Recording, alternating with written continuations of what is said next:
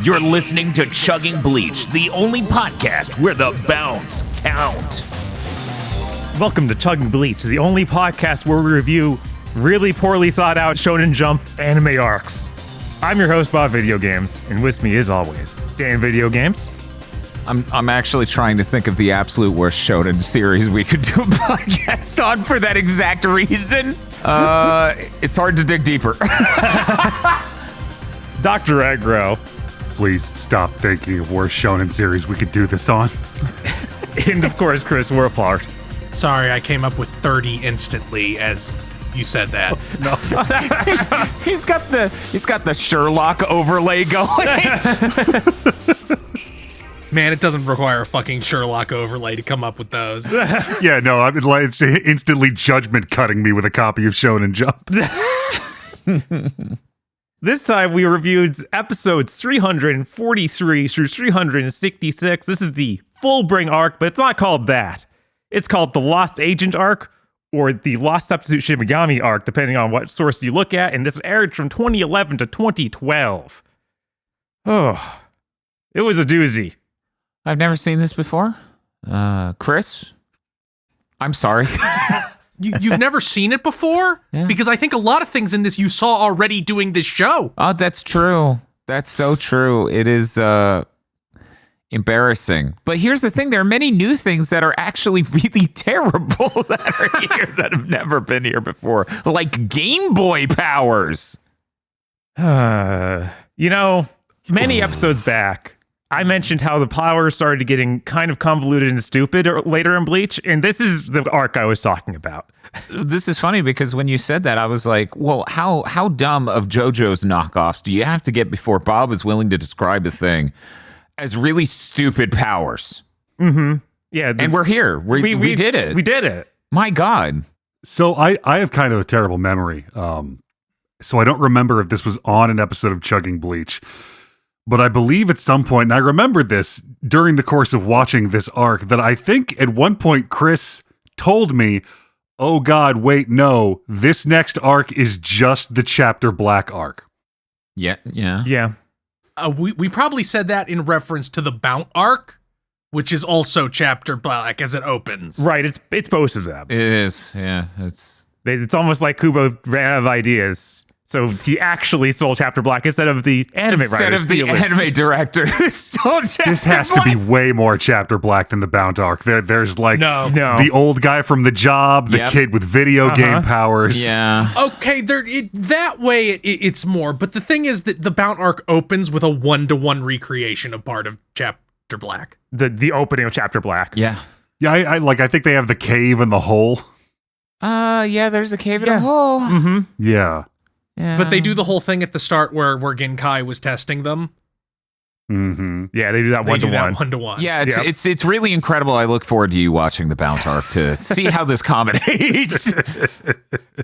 Anyway, before we get too deep, we need to talk about how you can get early access to this show. Yeah, and just so you know, the release schedule coming up is going to be real weird because they're not even done with the 1,000-Year Blood War. So there's a really good chance that on our Patreon, after you've listened to this publicly released, there's a future episode of Chugging Bleach waiting for you that has to wait forever for us to make another episode to push it out of the chamber.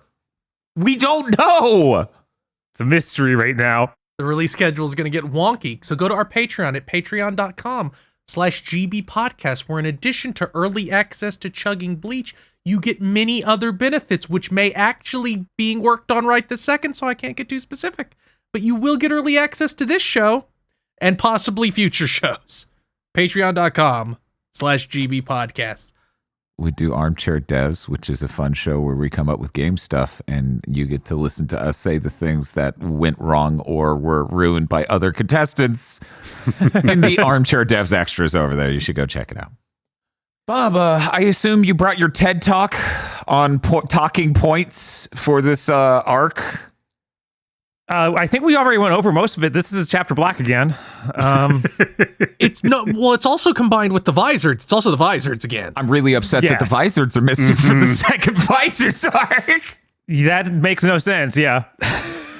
It's also, even further than that, once again, the filler did the thing that was happening in the manga again. Because the whole invading army, we have clones shit just feels like their idiot version of, not any less stupid in this, Ichigo is now paranoid about everything. It does have some of that energy as they try and cast doubt on things that make literally no sense to cast doubt on and give you no reason to actually believe them. Ichigo, how well do you know Urahara? Do you think if he brought that up to Kugo Ginjo, that Ginjo would be like, what? I didn't say that. He's like, yeah, you did. Oh, I just said some shit. Like I didn't remember who I said in that sentence. Your sister went to him. To be fair, do you want to talk being to like, her? No. no, certainly not. You want to talk to your dad or Hara, your sister, anyone, everyone? They even show the viewer like what she's getting from him, which is completely normal things. I also find the lack of involvement of Soul Society during these moments hilarious. Oh, yeah. It's not like Soul Society doesn't care about Ichigo Kurosaki anymore, as the conclusion of this resoundingly shows. Yeah, that's why I was saying this is one of the most poorly thought out Shonen Jump arcs I've ever seen. So I believe, however, this can all be explained by Head Captain Yamamoto just being like, I do not like that Ichigo Kurosaki. Do not do anything with him for 26 episodes. Yeah, I need to go through, because Kubo does like a blog where he answers questions. I need to go through it and see if he gives any insight. Like, there's no way that this arc went the way he wanted it to. Yeah, I've heard for years that this is one of the most, like, his editor was being like, do this during it. I also need to check if the editor is the same one as Death Note, because they sure do the thing from Death Note 1-to-1 exactly. Gay sex? Trying to think what thing. No, spoilers for Death Note. Please. There's a point where Light is like, okay, take the Death Note. L is too close to figuring out who I am. I forget the fucking Shinigami's name. Ryuk. Take the Death Note so my memory of it goes away. And then his plan is eventually he will be handed it during the course of the investigation into the new owner, and he will regain all his memories. And that is when he does the just as planned thing. He takes L hands him the Death Note during like a criminal raid because they're working together, because L still isn't convinced he isn't Kira. And then his memories come back and he makes the just as planned face. They do that in this. They do. It kind of makes sense and works in Death Note. It makes almost no sense in the slightest here, because one of the lines is like, he needs to act perfectly, and he's not a good enough actor being that close to Ichigo. Ichigo will figure it out. So it's kind of, spoilers for Like a Dragon Infinite Wealth. It's kind of like, the guy in that doing the thing in that. I mean, on its face, it's kind of a good plan. It's an interesting mechanic. It's just that in this context, like, okay, guys, we have a problem. We have to trick Ichigo Kurosaki. Yeah, not exactly a difficult fucking task. Did we not have a sock puppet on hand? But, and then they're like, okay, why'd you attack Ishida? Well, I wanted to give a shot for my plan to fuck up for no reason. I'm a gambling addict. Look, I have stake on my phone.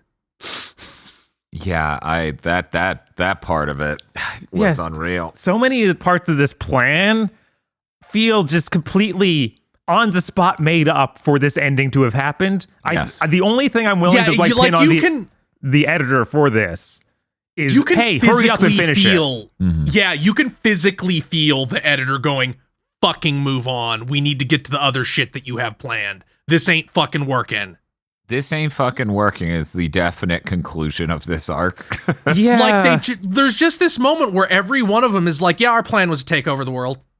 Yeah, the plan of the Fullbringers themselves is insane. Like, they just all of a sudden come super power hungry and want to have unlimited godlike power. It's like, what was this about? The whole thing, a huge problem with this arc is they introduce these characters and give them a fake backstory of, oh, we want to get rid of our powers because we hate them. And that means that anything they said before they do the heel turn is just fake. And they don't bother developing any of them as characters. And then their real backstory is, okay, Ririko is from had an abusive sibling, I guess. Is that what I was What? supposed to? Is that? I think that's supposed to what your takeaway from it. Like her sister always took her shit, so she became real possessive. I think Ruriko was the one taking the thing in the backstory. Well, then she's a bitch. Yeah, no, like Ruriko's That's her just backstory. crazy. She was a child with superpowers and it fucked her up. Yeah. Giriko just decided to kill his wife because he thought it'd be funny. What? He's like, yeah, that's what he does. He's like, I got this power, so I decided to kill my wife. Or is that only in the manga? It might only be in the manga. I think all we got in the anime was like in a quick sequence of all of their backstories, just him and there was a woman in bed and he was going nuts next to her. Okay, so in the manga, he's like, yeah, I got these powers and decided to experiment with them, so I just decided to see if I could will my wife into dying. And then I decided at the last moment I didn't want my wife to die, so I tried to go back on it and my power punished me and took my eye. Oh my god. So I'm really the victim here. That didn't make it into the anime at all. No. Yeah. No. None. Oh wow. That's crazy. I see. This is part of the funny part of having read it, because I also went and reread it after watching this. I started to do that last night and was like, this is mostly the same. I'm not going to do this. And then I guess do they go in? I forget if the anime goes into Yukio's backstory where his parents are abusive. Yes, it does cover that a little bit. And, Okay. and they even have the part where it's like, yeah, I liked when they died. Well, I mean, like he says it. Well, yeah. Yeah, his backstory is he's Seto Kaiba. That's his backstory. Yeah, Yes. that seems about right. I don't even know that they really went into abuse at all in the anime for him. It sounded like they were just distant. That's all they really communicated there, if I remember correctly. And then he was like, and I showed them to be distant and not care about me. I bankrupted their companies and they're dead and I'm happy. Mm-hmm. And I'm like, wow, that's deranged. Is this really this character? That's shit. This is all shit. Like, all of these have to be blurted out in a few seconds in their fight. Like, it feels like Yeah, that's worse than Metal Gear Solid 4. Where you had a phone call about it. yeah, that's really part of what makes it feel like like if it was the previous arcs, at least they would be extended flashbacks like the fucking Car got. Uh-huh. This just feels like his editor went, get fucking through it.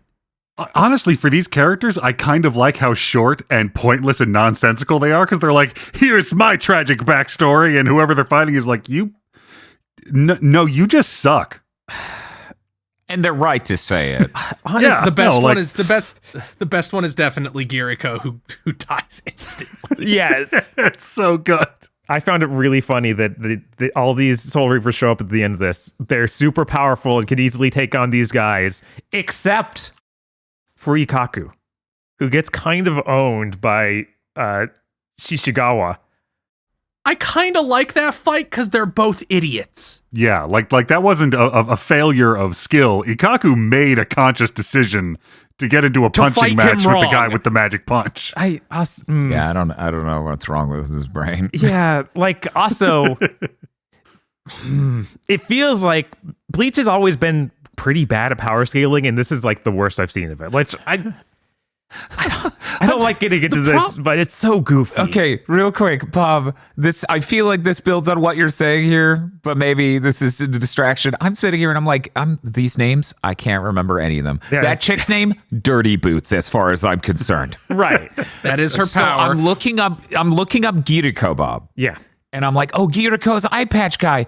And Bob and I watching this with Spaceman Spiff, our mod and friend. He hates this arc. Yeah. He has not watched JoJo's. So the whole time, Bob and I are making jokes about, well, this guy's power is basically King Crimson.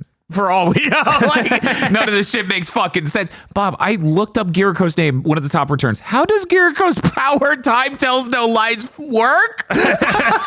Shut up. Yeah. Yeah. That's where we're at. I think this timeline-wise matches up pretty close. Anyway, here's a character from another Shonen Jump manga called D. Gray Man. Oh no. D. Gray Man, never heard of it. Must be really obscured. Couldn't He possibly found have. it. The dark boots are different than the dirty boots, Oh okay? my God. Dirty Boots is so stupid. How did you make it worse? Like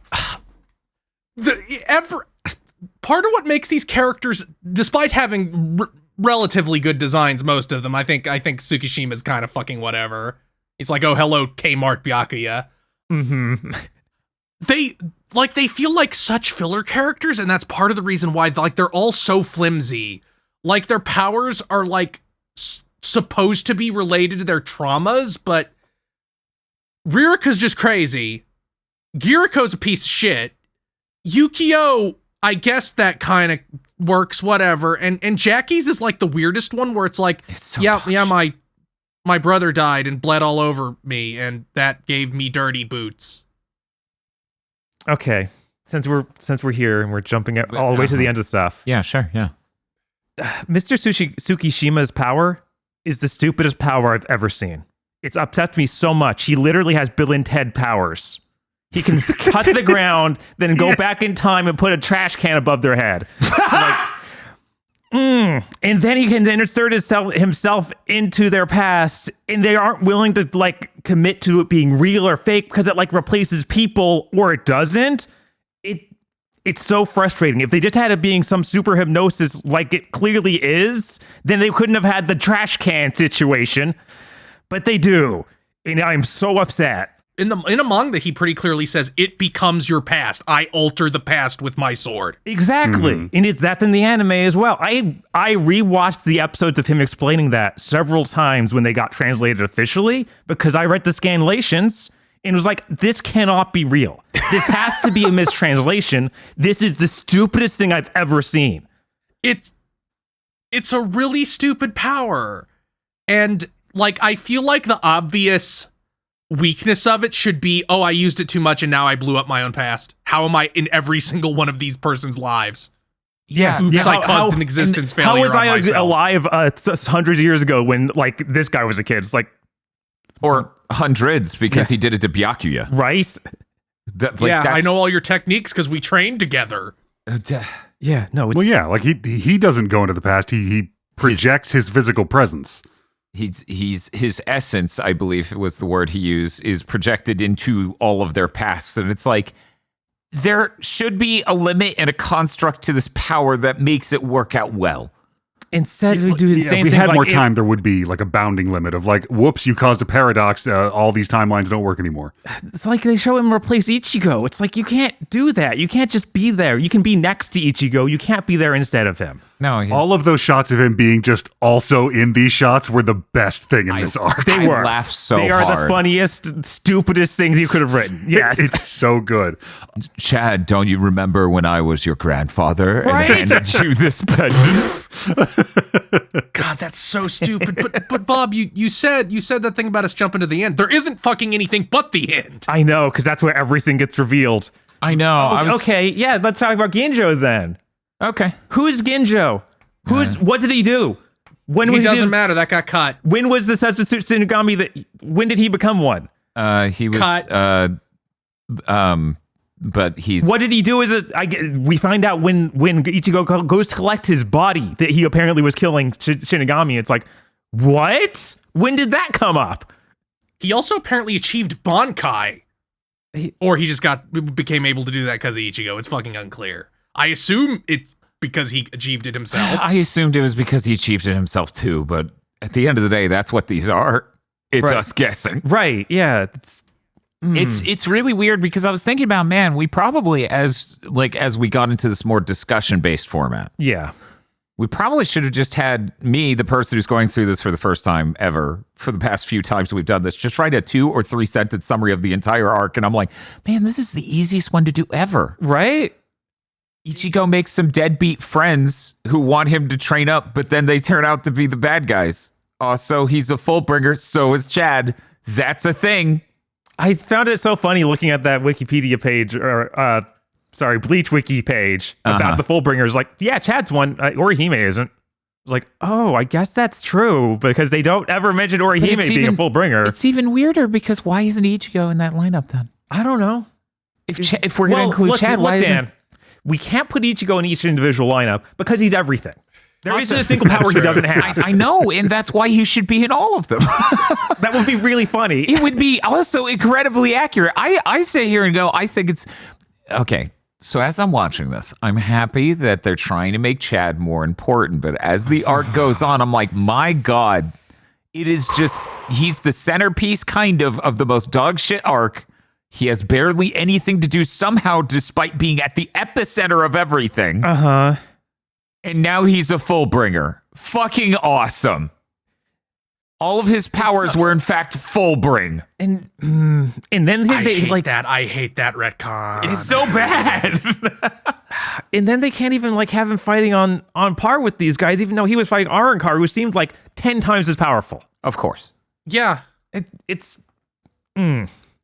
It's like a whole arc. Like every long running shonen has the problem where in the back half it's like you really have to sell why this new guy is comparable to your other characters, and this they have to have everybody suck at Ichigo's massive spirit cock to be able to do anything, and then they all kind of die ignobly. Well, none of them fucking die except Ginjo, and everybody's real upset about that for some fucking reason. We don't get anything about that. Also, Tsukishima dies.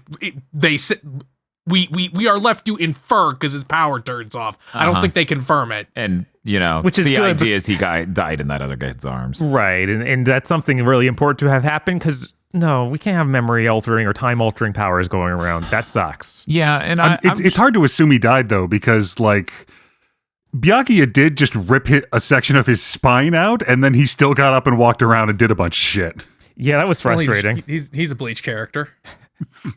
I find what's interesting here is this rewriting, reprojecting into the past of these characters' ability is just their best way of doing the Aizen thing again. It's like, oh, Ichigo, you're the only one who can do anything because you're the only one who hasn't laid your eyes upon Aizen's immense power and his thing, which would then, and then it's like, that wasn't even how that arc concluded. Like, that wasn't an important part of that arc at all. And here we are to do it again. And this time it's a million times dumber. Yeah, and it also becomes irrelevant for Again. It's so weird. like he wants to write this one thing, and this one thing is he doesn't have any actual ideas to write it. Yeah, like it's at its core, it's a very fascinating idea. Mechanically, the way it is in the story, because we finished fighting Aizen. This was basically a clash of gods, and now Ichigo's depowered. We're keeping all of the captains out of it. So yeah, we lower the power scale down a little bit because we ignore how awesome Chad is. So we need somebody with a power so fucking scary and so immutably powerful that even when we know Ichigo's gonna get this power up at the end of the arc, he's still gonna be a threat. And then Byakuya whips his ass. I mean, to be fair, that's how shit goes. Yeah.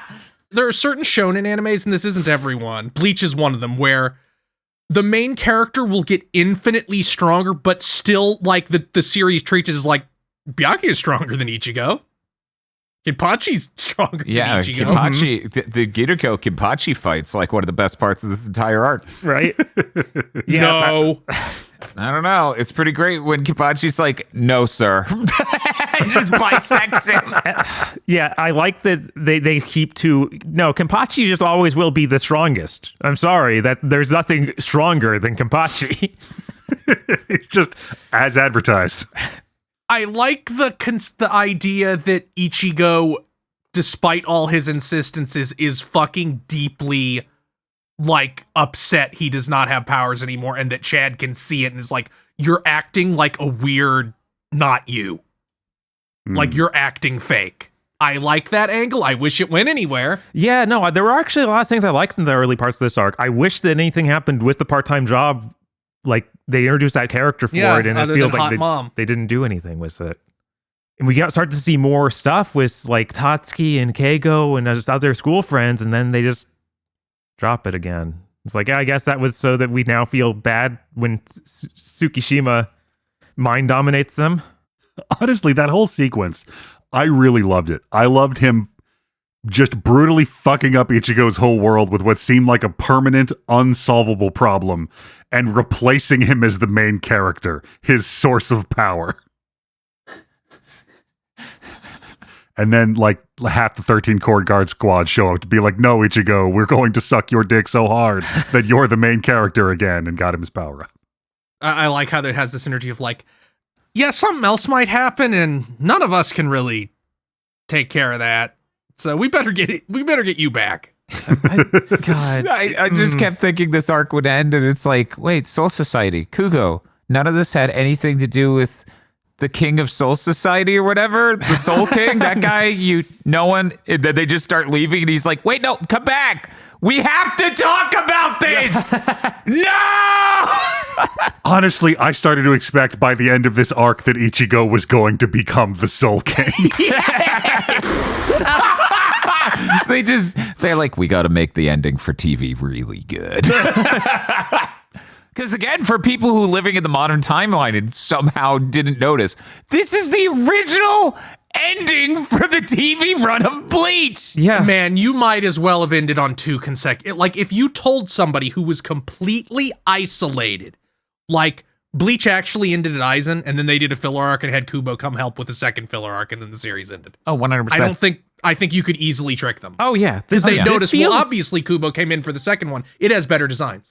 Right, but other than that, it's like, yeah, this is the same stuff again. Like, this isn't anything that you couldn't expect in a filler arc. Yeah, it's derivative homeopathic Bleach, so it feels like one of the derivative homeopathic Bleach filler arcs. It feels far closer to that to me than most of the canon stuff. And I'm also like with the replacing or the mind domination stuff. It's like really every one of his friends, none of them suspect anything weird. You've been in this world where all sorts of people have all sorts of weird powers, and none of them even think twice. Well, to be fair, before this arc, none of them had JoJo's powers. That's true. None of them have JoJo's powers, but come on. Any of them should have been like, oh no, Ichigo. Maybe we should give any credence to what you're saying. Of course, Ichigo also won't explain anything. He won't say anything. Yeah, that is the whole arc. The whole arc is people do not talk to people. And then Tsukishima explains it in front of Orihime, and they don't acknowledge it. I'm sorry. I love Ichigo not explaining anything because Ichigo is an idiot. This is masterful characterization. He is an angry child, and he has a complete fucking meltdown at the realization that he is no longer the center of everyone's universe. He ceases to be able to function and just runs out into the street crying. Mm-hmm. Oh, I guess I should mention this at some point. Tatsuki wasn't supposed to come a full bringer. That's fake fan bullshit. Hmm. Oh, was that was a fan theory for years that this arc was supposed to be about getting Tatsuki powers, and the editor said, "No, don't do that. Just give it to Ichigo again." But that nothing has ever come out actually giving any insight to that whatsoever. It's totally made up. Yeah, Okay. that was my trivia. Oh, sorry. Yeah, I was like, well, he's not going to talk about this, right? I mean, she got a sick ass wolf mullet. So I mean, you know. Yeah, I was going to say, they did the redesigns this episode, which we've yet to talk about the redesigns because we've been sitting here talking about the story of the thing we experienced, which, you know, I think that makes sense. Some people will get angry. They want us to talk more surface level about these things, but we want to get to the core of the story and how it made us feel with these characters, these interactions, these evolutions. But the real thing we should be focusing on is the positives, like all these character redesigns where Uryu just gets so stretched, he's a clamp character now. Yeah, that does happen a little bit. Yeah. What the fuck is... And I'm like, this is interesting. All these character designs are so different. Where's Hanatoro? Show me Hanatoro. Right? Hanatoro gets the full Neville treatment. Just tall and ripped now. Oh my God. It's worth noting in the manga that Kubo got a pretty bad case of same face at this point, to the extent that I tried so hard to find it. I tried so hard, but could not. Of that part where he says, "Do I look like Kurosaki?" to those guys. In the manga, the week that chapter came out, somebody just put Ichigo's hair on him, and it was 1-to-1. Got a little same face, you don't say? The villain for this arc is just store brand Aizen. Yeah, no, Tsukishima just looks like a derivative so Aizen. It's many times when they draw him, the hair even curls like Aizen. Yeah, and in the manga, like they're like constantly casting half of his face in shadow. Like, it's part of the reason this arc is so frustrating is like never for 1 second are you not given reason to think that Ginjo is the antagonist. Like, not even for a moment. Like, you're always supposed to be suspecting him. Yeah, I mean, they've introduced him as like, they let you see him say all this stuff like, oh man, he's more trusting or he's more cautious than I expect. And it's like, well, clearly someone who's an ally wouldn't say that. Although here's I cannot look at Ginjo anymore and just be like, it's Jinkarya. He is canon Jinkarya. He is. His plan is real stupid. He dies in an ignoble way. I actually had to think about if he actually got like cut in half and disappeared like Jinkarya. It was like, that didn't actually happen. I just imagined it. No, he has a body. They cut to the outside of a nice-looking house in this, the one the Tsukishimas hold up in. I'm like, that's just the Bout Manor. Yeah, the end of this arc is I the also Bout thought Manor. that exact thing. It's like, I understand a high-end Japanese house owned by a rich person, probably of a certain design, but oh my god, I'm starting to, my blood's running cold. They're cutting to the outside of the Bout Manor. Anyways, I'm shocked it didn't conclude in a cave. It instead concluded in a fucking park. Mm-hmm. In the video game dimension. In the video game dimension. Okay, so yeah, we got to talk about that. So the man with the lucky knuckles, him and Dipshit end up fighting in what appears to be a forest, the one they were just in. But is it actually a video game representation of that forest? Because I think they were consumed by the video game thing, like everybody was else. in the video game dimension. Everybody was in, none of those fights happened in a real place. So that means, and I was cracking up and losing it the whole time we were watching this, I'm like, everyone else got a different environment. But Ikaku and Lucky Numbers, man, ended up in a video game representation of the perfect quality of the same exact park. Beautiful. Yeah, Byakuya and Tsukishima get that cool, like, a pool of water and a moon in the background. They get the same park. See, I interpreted it as like the shitty outskirts of Soul Society, which is still a place we've seen before. But it looks exact. Oh, you're talking about the other thing. Okay. Oh, the Tsukishima fight?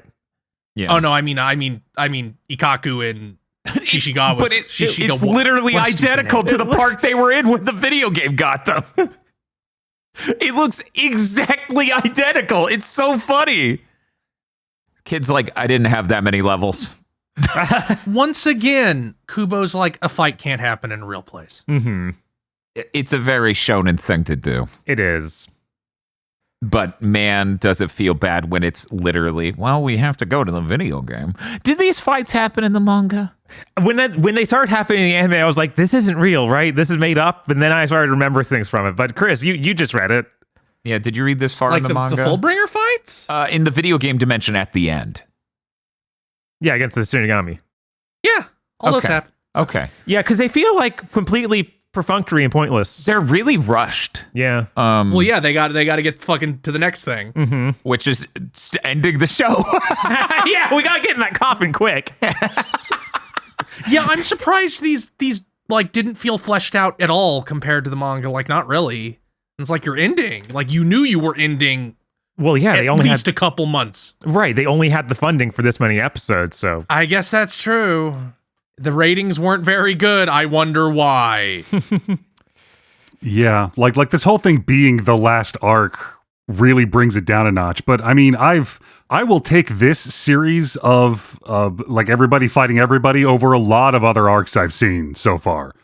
Like, some of these fights were funny, some of them were interesting, some of them were Ikaku fighting a Hunter x Hunter character.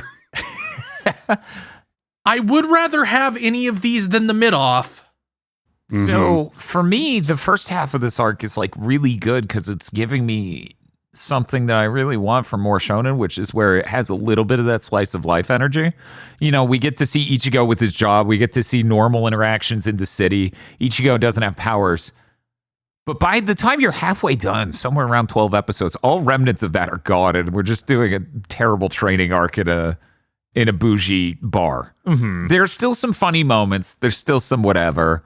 And if we ignore the conclusion, which is a big if, then I guess it's not too bad. It could have been worse, but I don't know. By the end of this arc, the number one thing I walked away with, Aggro. Mm-hmm. For the life of me, neither me nor Bob could remember the name of the girl from the prior arc who is the cone level mod soul thing. And she's God, like, she's gone from my memory too. yeah, I couldn't remember her name for Lady Riccio lives on forever. However, this Oh, yeah. girl, Yeah, no. I can't remember her fucking name. So I think that speaks a lot for Kugo Ginjo and Tsukishima, who I'm going to remember for a while because, oh my God. I mean, out of all these characters, Rurika. She is the shining star of this arc, this beautiful, thirsty, walking disaster. She is all of those things. Yeah. As it turns out, I will never forget Tsukishima's Bill and Ted power.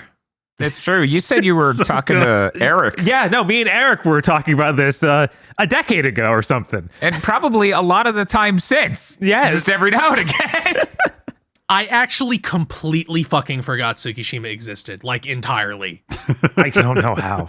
It's Well, because you put him on the shelf next to Aizen and you just stop seeing him. maybe because you read more bad shonen or something.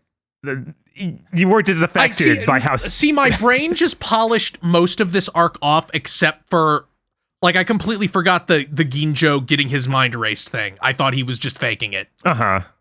But yeah, I completely forgot the Tsukishima arc because he ultimately doesn't really matter. He's just he menaces a little bit, then Byakuya kills him. Mm-hmm.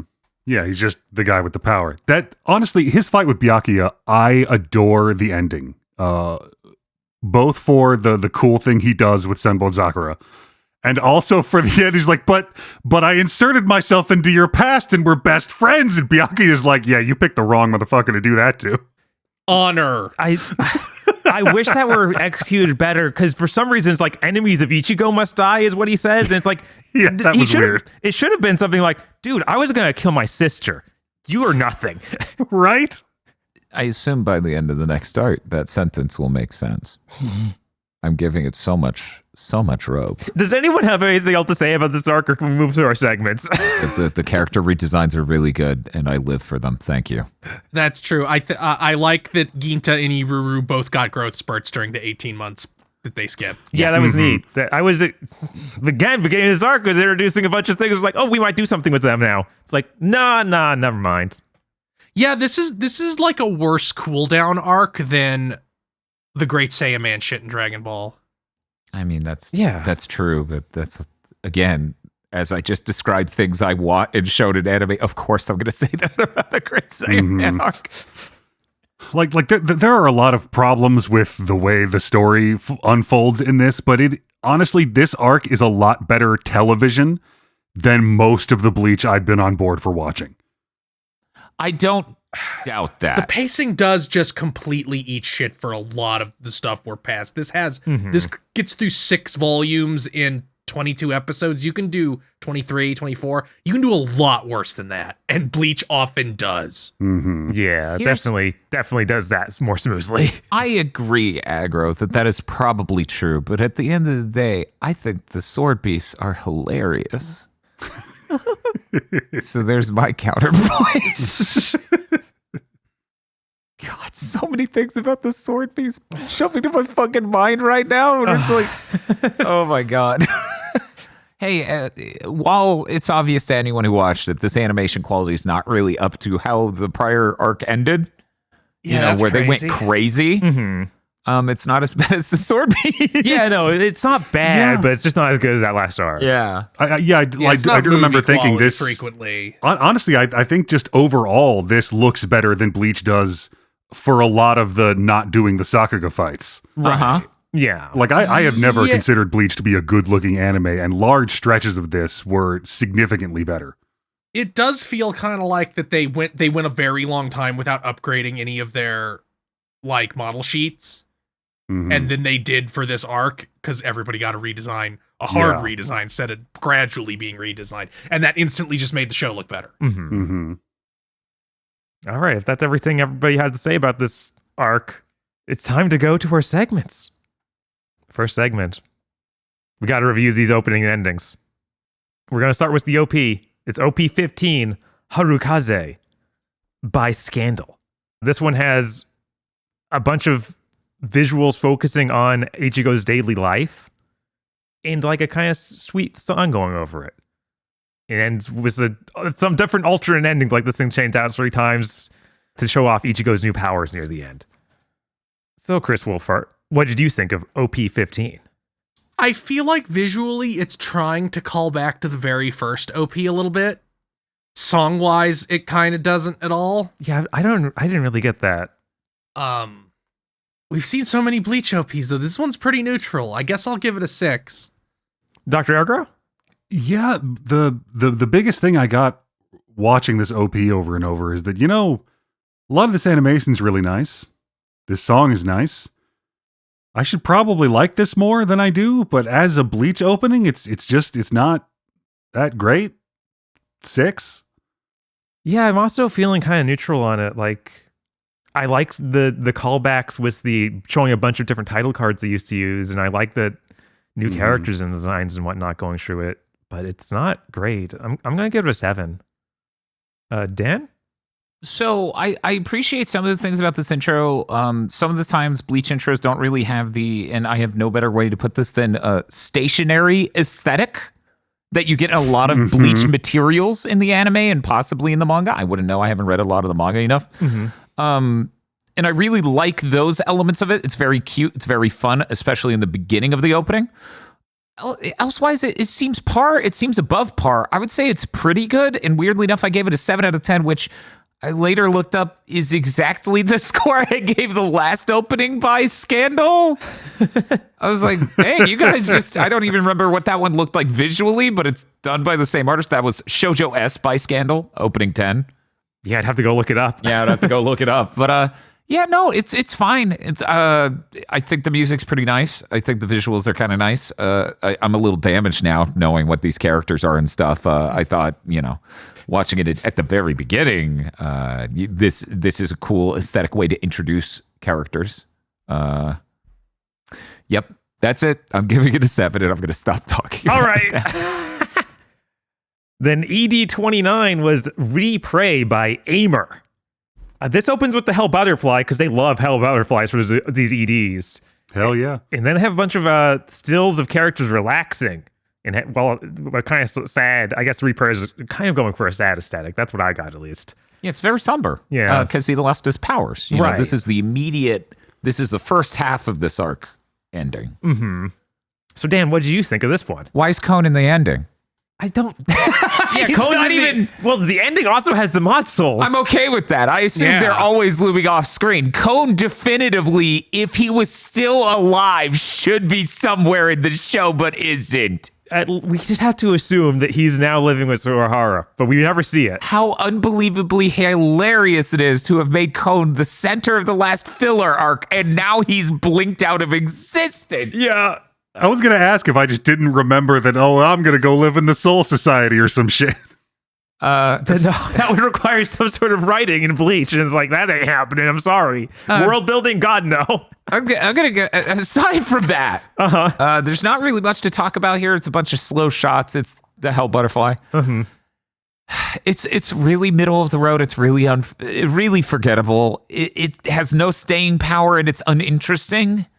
It just works as a first few episodes into this arc, ED, to hit you with, he misses the short one. Where did she go? I don't want the busty girl.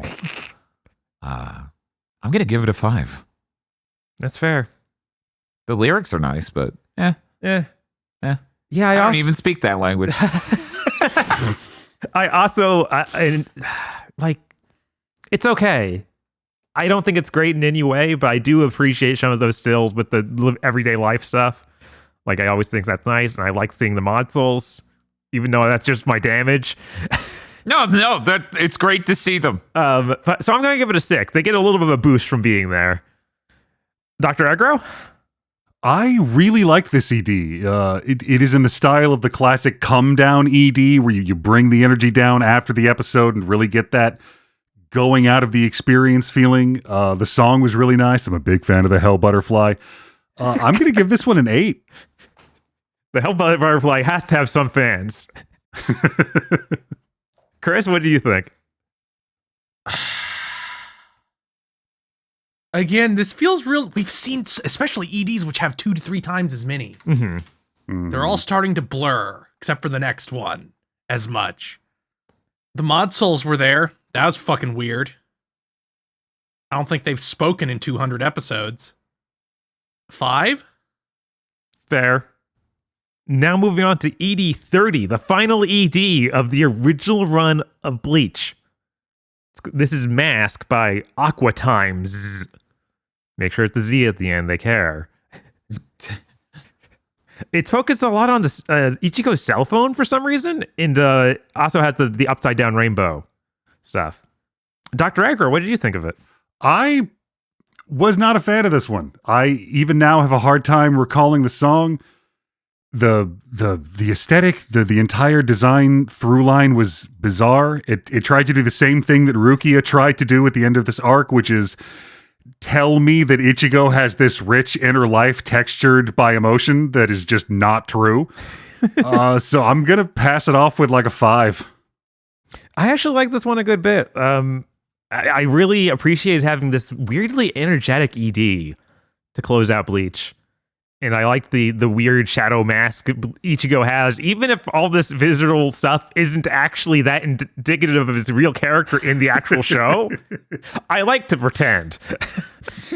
So I'm going to give it an 8. Is this also from that ED alternate universe where he and Rukia are dating? Yes.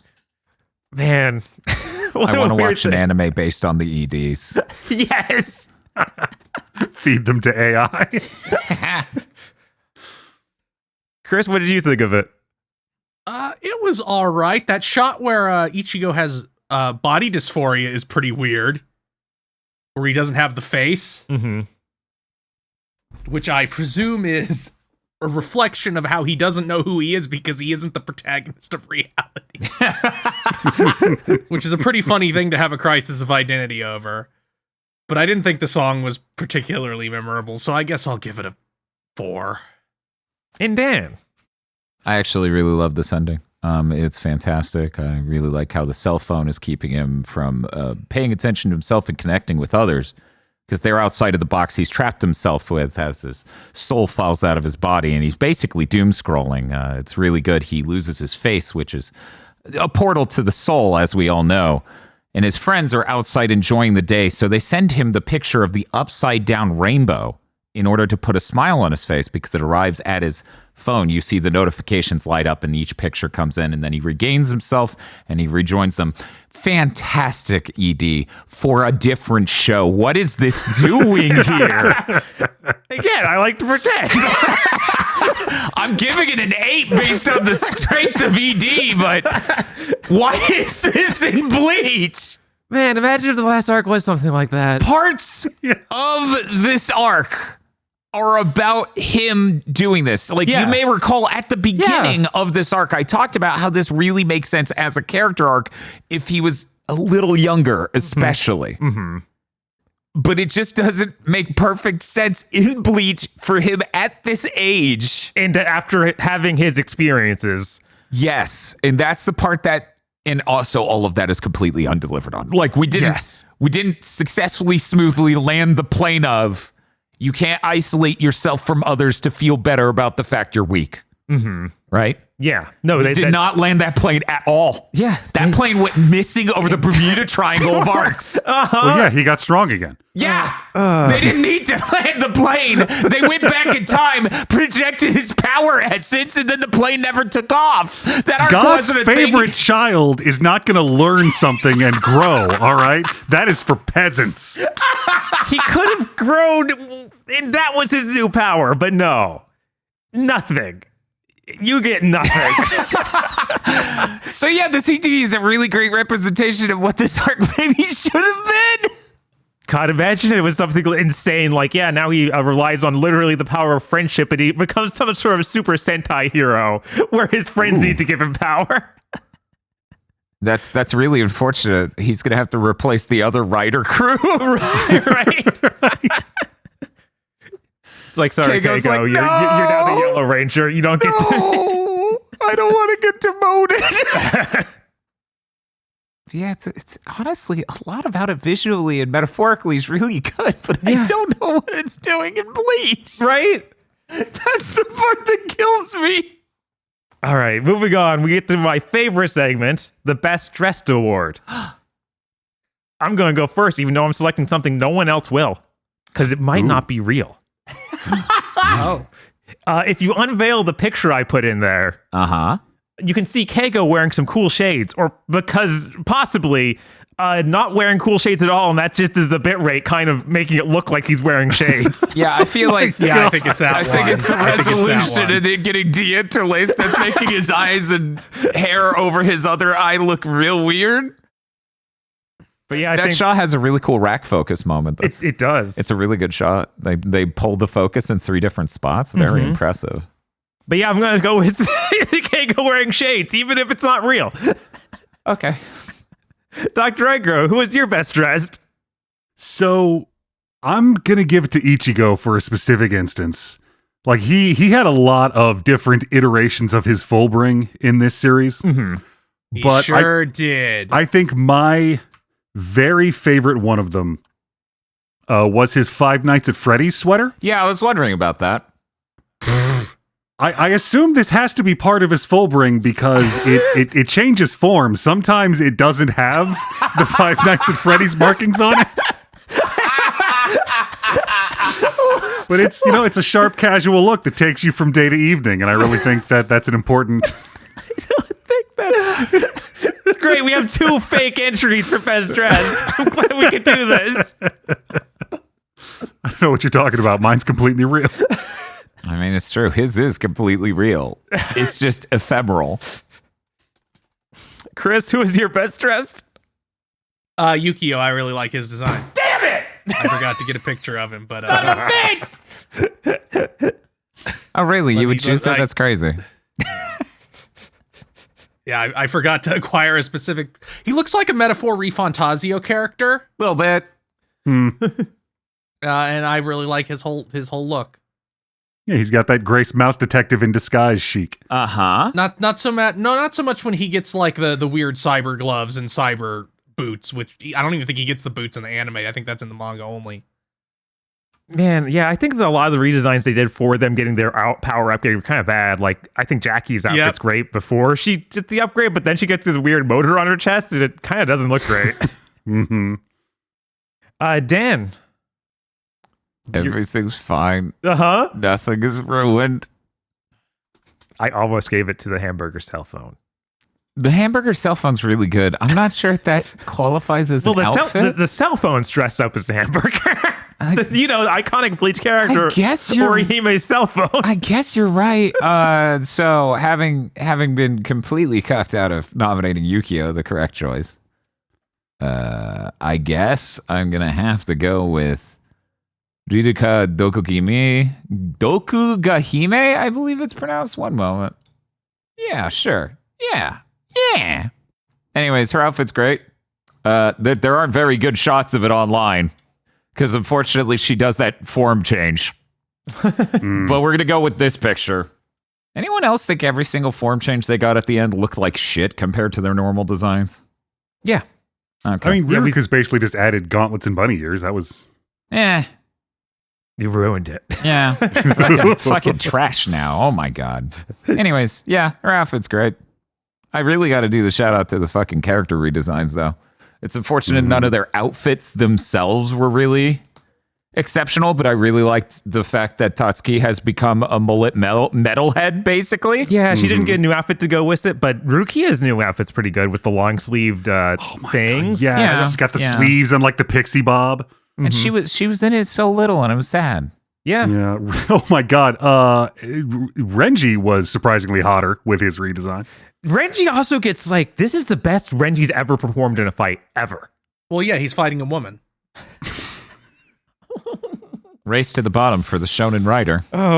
Jobber versus Oh no. Fighting Woman team. Okay, let's move on. Let's not get into that. Dan, how excited are you to watch not more Bleach this time? Weirdly. Oh, wait. Watch it burn the witch. I'm not. But 1 to 10? Oh, man. I'm scared. I don't know fucking anything about this. Wait, maybe that's great, actually. One moment. It's not Bleach. Right? It's not Bleach. I can watch a thing that's not Bleach instead of Bleach. Now, Dan, I'm sorry. I got to manage your expectations a little bit. Uh-oh, one moment. Is that what the segment is?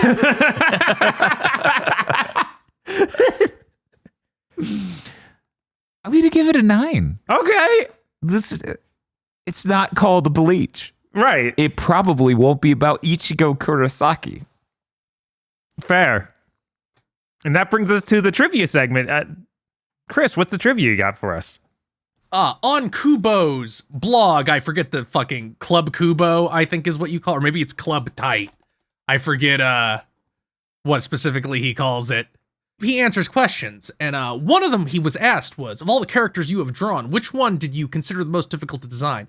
And he said Shun Shun Rika, or rather Orihime's abilities, which never quite clicked together. Initially, Orihime was supposed to grow horns and sprout a tail and become a dragon girl.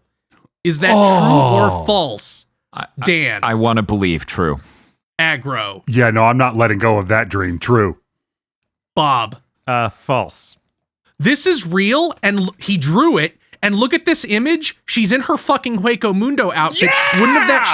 Wouldn't that fucking shit Ulquiorra said make a lot more fucking sense if this had happened? Yes! Huh? This is awesome! Oh my God, Kiryu Coco lives. This could have cured Bleach.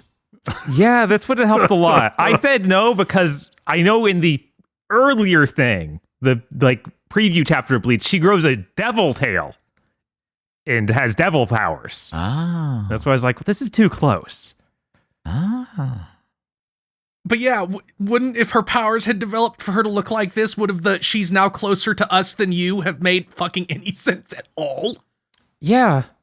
Man, Bleach sure is a bunch of fumbles at the Half-formed ideas. Things that didn't fully get realized. I mean, even that being the case, I think this would just be important because it would have been the only anime I know of where halfway through fucking someone just becomes a dragon girl instead of a normal girl, and that fucking whips ass. Normally, the whole point is that they're a dragon girl, right? I mean, if you're into watching girls turn into dragons, I have a whole lot of stuff I can send your way. That's not really what I'm... I don't know. Hit me up later.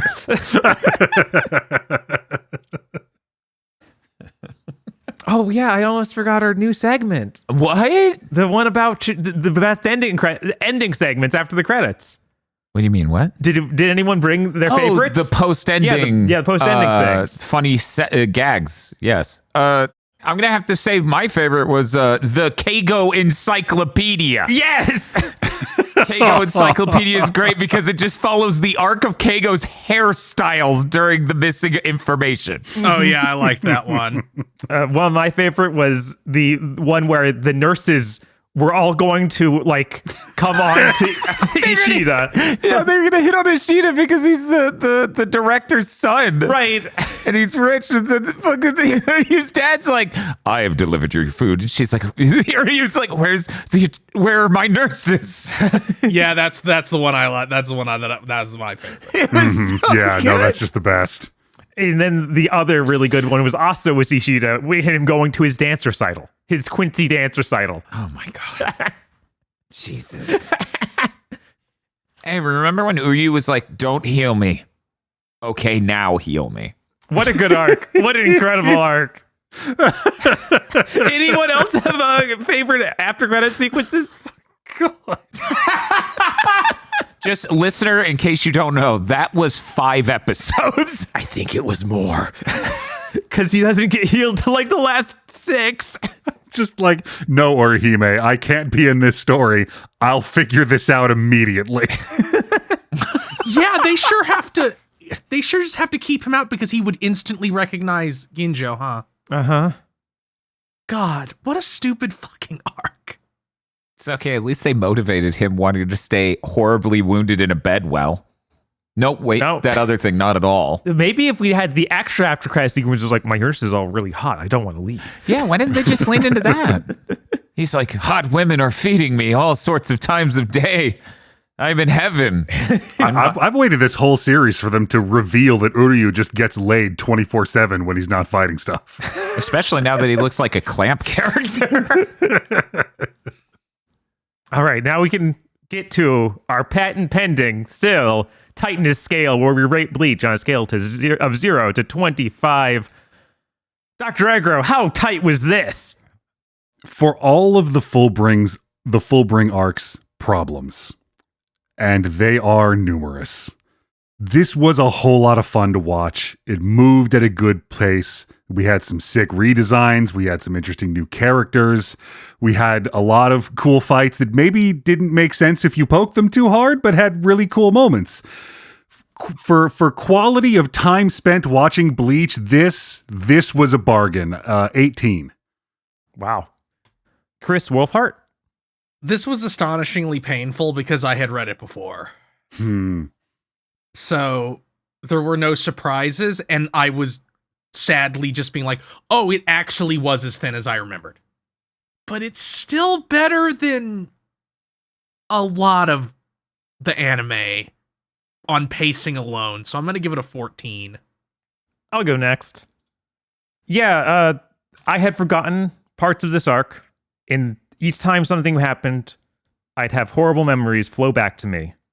So even though I kind of enjoyed the first 10 episodes, I just got more and more upset the more that we got to see of Tsukishima. So yeah, I'm giving it a 5. I was this stuff hung with me for the last 15 years or something. I'm still upset. I don't think I'll ever not be upset. How did you feel, Dan? There are a lot of good ideas in this arc. And all of them seem almost maliciously executed the worst they could have been. Mm-hmm. There are a lot of really neat ideas. Because, the strength of a shonen character is their friendship, the power of friendship, Yeah. Important theme. And him becoming more isolated is an interesting thing to discover. It's an interesting thing to explore. I really appreciate the slice of life stuff. I appreciate that Kubo just went, yeah, his boss is a lady type I'm very clearly interested in. Yes. Quiet Ichigo, giant tit in face. And Ichigo's like, hey, never mind. It's okay. It's such a shame that so much of it is frustratingly done near the end. But, if I'm being honest, this wasn't excruciating to watch in the way so many other parts of Bleach have been. It does move, unlike a lot of Bleach. A lot of Bleach feels excruciating to watch at any speed, I'll be honest. But this, I was really motivated to punch through it. And as such, I can't say it's truly rock bottom for me. If I had to watch it again, I'd go insane. Luckily, I don't. We don't have a Chugging Bleach New Game Plus. I'm giving it a 13. That brings our total amount of points to 50 out of a possible 100. I mean, that's pretty good for Bleach.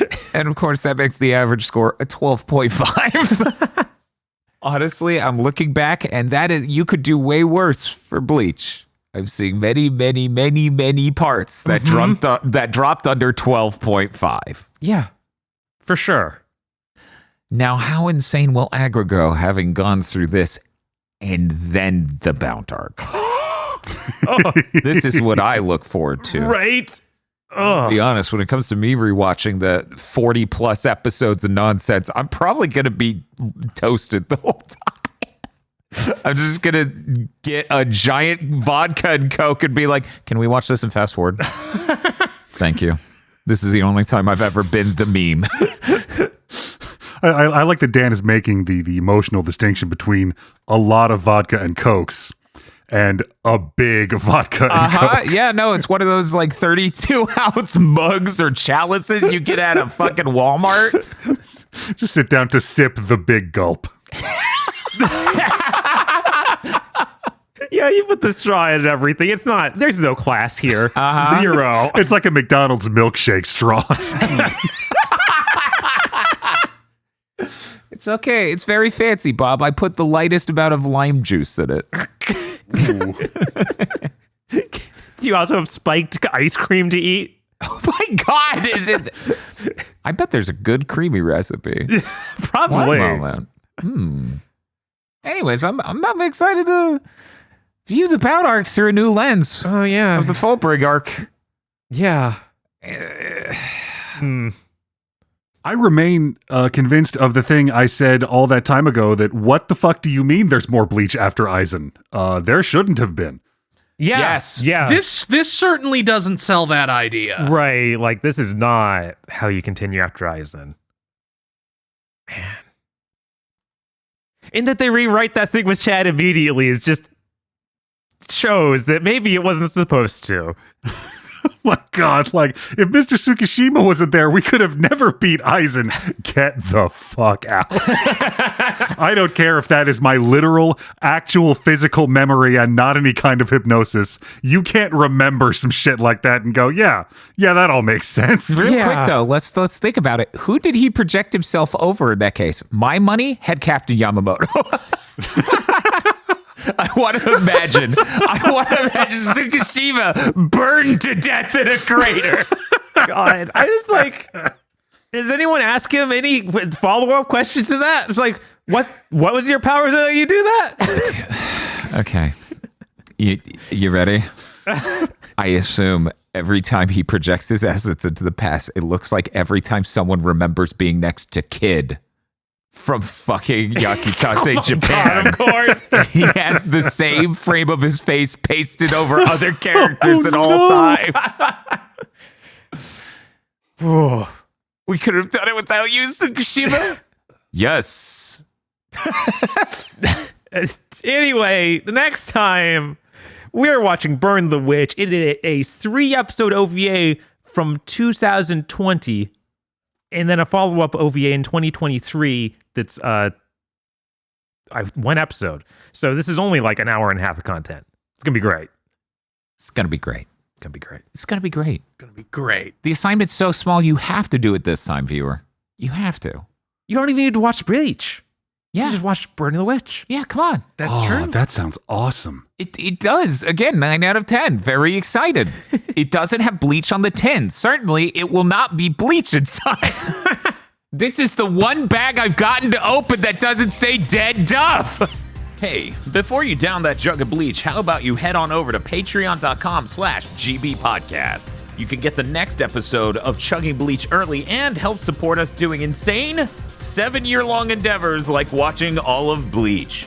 We also do many other shows that you can get extras for, and if you ascend to Vastopod Lourdes, you'll even get credit for it on Big Think Dimension, our weekly gaming podcast.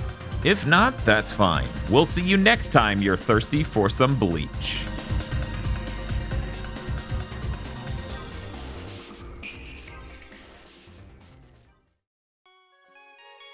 This month's executive producers for GigaBoots are Spaceman Spiff, Red Blaze 27, Cooper Tank, BN12, Rado, and Virvarm. Thank you very much to our executive producers, and also these guys. If you want to become an executive producer or normal patron, you can head on over to patreon.com/GigaBoots today.